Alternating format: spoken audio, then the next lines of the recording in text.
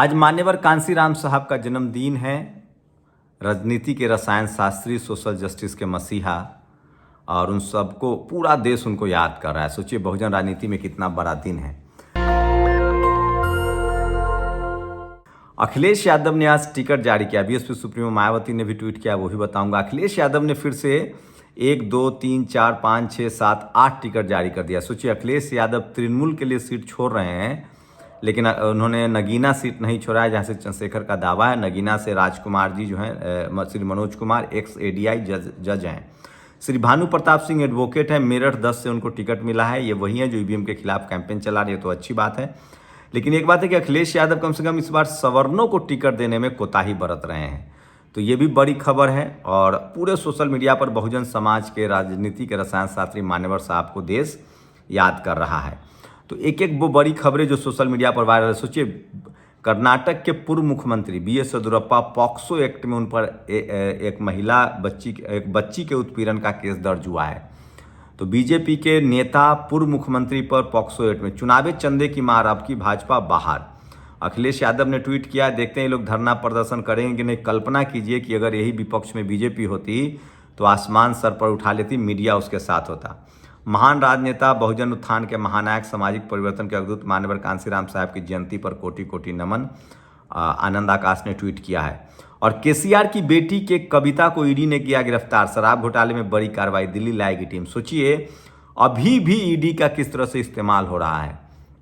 मतलब 6,000 करोड़ के चंदे की जांच नहीं होगी, 22,000 करोड़ के चंदे की जांच नहीं होगी, 100 करोड़ वाले जेल भेजे जा रहे हैं। समाजवादी पार्टी ने जारी की लोकसभा प्रत्याशियों की तीसरी लिस्ट, भदोही पर टीएमसी। तो अखिलेश यादव टीएमसी को सीट दे रहे हैं, अखिलेश यादव चंद्रशेखर को सीट नहीं देंगे, महंगा पड़ेगा।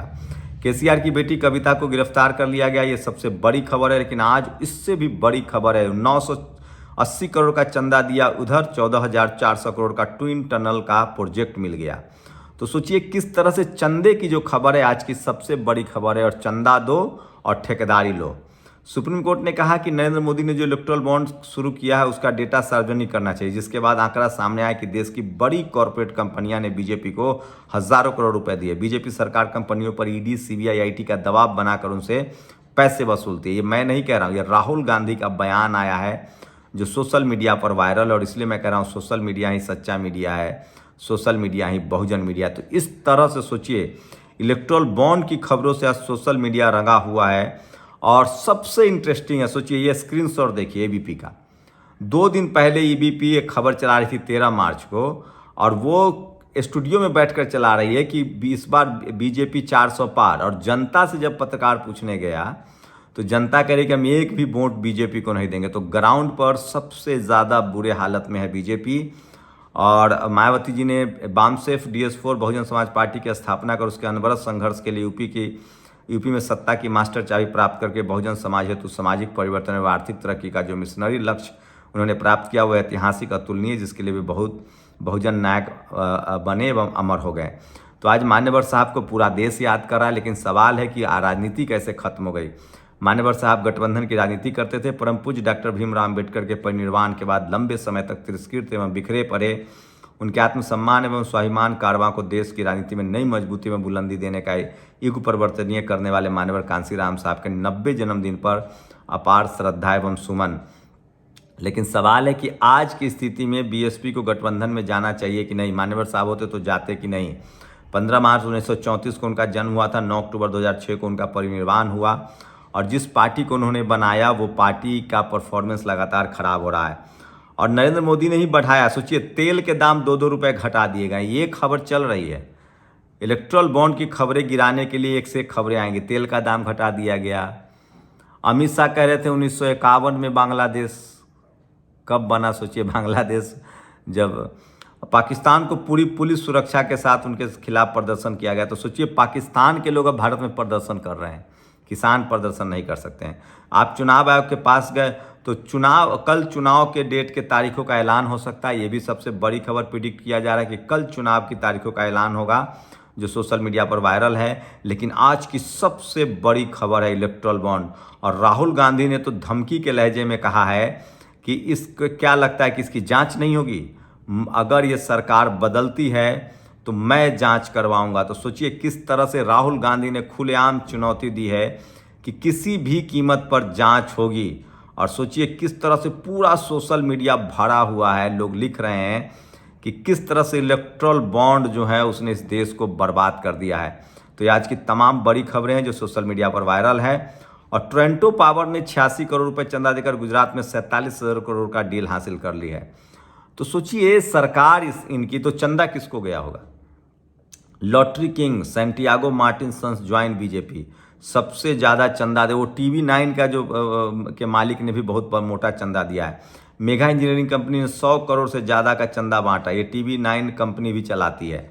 तो तमाम सोशल मीडिया पर पूरी परत खुल गई सरकार की, जो भी साख था उसको बट्टा लगा है। और अब कोई मानने के लिए तैयार नहीं है कि नरेंद्र मोदी भ्रष्ट नहीं है। मेरा 1 लाख रुपए रिफंड क्लेम किए थे तो इनकम टैक्स ने नोटिस भेज दिया था। यहाँ कंपनी 500 करोड़ की चंदा 277 करोड़ लुटाया जा रहा है। सोचिए 500 करोड़ कंपनी अपना दिखा रहा है कैपिटल, और 1300 करोड़ 2100 करोड़ चंदा दे रहा है। कितना बड़ा फ्रॉड है ये, कितनी बड़ी बेईमानी है आम लोगों के पैसे का। ये कंपनियां आपके बच्चों के लिए स्कूल अस्पताल नहीं खोलती हैं, ये सत्ताधारी दल को चंदा देती है ताकि वो और माल लूट सकें। अब आपके हिस्से में है कि आपको क्या करना है। लेकिन सबसे बड़ी खबरें हैं जो आज सोशल मीडिया पर वायरल है, चंदा चंदा चंदा। और इस पर टीवी अखबार पर चारों तरफ चुप्पी है। सोचिए इसको कैसे देखते हैं आप सोचिए कोई दलित पिछड़ा आदिवासी अगर इस देश में चंदा लेकर इस तरह का खेल करता तो क्या होता। मैं इसलिए कह रहा हूँ सोशल मीडिया ही बहुजन मीडिया है, सोशल मीडिया ही सच्चा मीडिया है। तो सोचिए कि 6,000 करोड़ का चंदा, 6,000 करोड़ का चंदा, और एक भी बहुजन नेताओं को चंदा नहीं मिला है। सपा बसपा आरजेडी जेएमएम का चंदा देखिए, सारे सवर्ण पार्ट 6,000 करोड़ का अभी जो जांच रहा है, अभी तो 3,000 इलेक्ट्रल बॉन्ड की जानकारी आनी है। 6,000 करोड़ बीजेपी, 1,600 करोड़ ममता बनर्जी, 1,400 करोड़ कांग्रेस, उसके बाद नवीन पटनायक। तो इस देश में बहुजन समाज को न चंदा मिलता है। और भ्रष्ट कौन है? मायावती, अखिलेश यादव, लालू यादव, शिबू सोरेन, हेमंत सोरेन। सोचिए शिबू सोरेन जेल में है एक मामूली से जमीन के मामले में। अब भी आपको लगता है ये टीवी अखबार आपके ये सच दिखाते हैं? ये जातिवादी गुंडों का गिरोह है, क्रिमिनल्स हैं ये पत्रकार नहीं है, मीडिया तो कम से कम नहीं है। इसलिए इनसे सावधान रहिए, सचेत रहिए, सजग रहिए। ये लोग गिरोह चलाते हैं, क्रिमिनल है, लूट का अड्डा चलाते हैं। इसलिए मैं कह रहा हूँ बहुजन समाज को जागरूक रहना पड़ेगा, सचेत रहना पड़ेगा। और मैं फिर कह रहा हूँ कि आपके नेताओं को बेवजह बदनाम किया जाता है। इस देश में हीरा चोर देश विदेश चला जाता है, हीरा चोर इसी देश में बैठकर गुलछर्रे उड़ा रहा है। और झूठ मूठ के SC ST OBC किसान अल्पसंख्यक बहुजन समाज के लोगों को हीरा चोरी के झूठे आरोप में जेल में डाल दिया जाता है। और इसकी वजह यह है कि चपरासी से लेकर चीफ जस्टिस तक, CM PM, आप सत्ता में आपकी भागीदारी नहीं है। और ये तभी आपको इससे निजात मिलेगा जब बहुजन समाज के लोग डाइवर्सिटी को अपनाएंगे। चपरासी से लेकर चीफ जस्टिस तक आपकी भागीदारी होगी, सत्ता में होंगे, थाना police SP DM CM PM होंगे। और इसके लिए ज़रूरी है कि बाबा साहब का जो वोट का रास्ता है उसको मानिए, समझिए। और राहुल गांधी का एक बयान सुनिए जिसमें उन्होंने कहा है कि ये सबसे बड़ी लूट है और इसकी तो जांच होगी। आज न कल बीजेपी सत्ता से बाहर जाएगी, इसकी जांच होगी। इलेक्ट्रल बॉन्ड को लूट बताया है।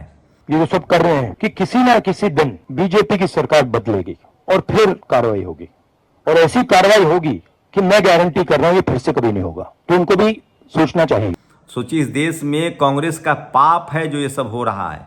कांग्रेस की जब तक सत्ता थी तब तक कांग्रेस ने जाति के हिसाब से लोगों का दुरुपयोग किया, इनकम टैक्स ED CBI का दुरुपयोग किया और सिर्फ बहुजन समाज के नेताओं को फंसाया। बीजेपी के राज में विपक्षी दलों को फंसाया गया, लेकिन लूट कांग्रेस में भी हुई और लूट बीजेपी के राज में भी हो रही है। लेकिन इस देश के लाचार बेबस गरीब 90% लोगों के बच्चों के लिए न स्कूल बन रहा है, न अस्पताल बन रहा है, न हॉस्पिटल बन रहे हैं। उनके बच्चे मजदूर बनाए जा रहे हैं, जो अमीर हैं उनके बच्चे विदेश पढ़ रहे हैं। तो सोचिए आपके लिए क्या बच रहा है। इसलिए मैं कह रहा हूँ वोट का इस्तेमाल बहुत सजग तरीके से कीजिए।